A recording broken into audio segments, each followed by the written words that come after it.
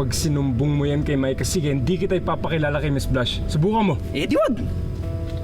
Hindi naman ako nagkakagusto sa ganda lang eh. Nakakaliw lang ako kay Bianca. Tsaka paborito ng lola ko kaya gusto ko magpa-shoutout. Pero si Micah, totoong tao siya. Hindi nyo dapat pinaglalaroan. Bro.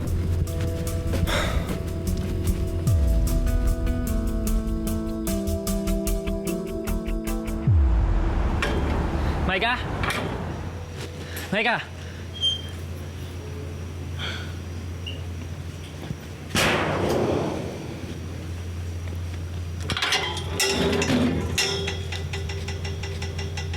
Ang ginagawa mo dito?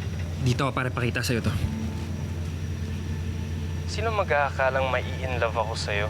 Hindi raw tayo bagay, pero mapipigilan ba ang puso?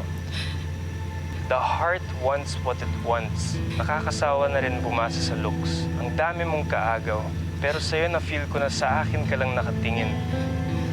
I'm sorry, Micah. Pero ginagamit ka lang ni Borge.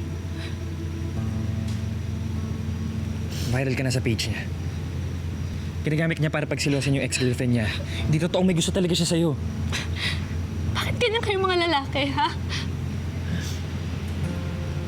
Nung pangit ako, walang pumapansin sa akin. Kung meron man, pinapansin lang ako para tuksohin, ibuli, pagtawanan. Tapos nung inaayos ko na yung itsura ko, pinagtatawanan niyo pa rin ako. Hindi lahat. Huwag ka na mag-deny, Robin. Alam kong joke lang din ako para sa'yo.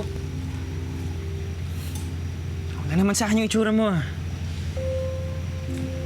Noon pa iba na yung tingin ko sa'yo.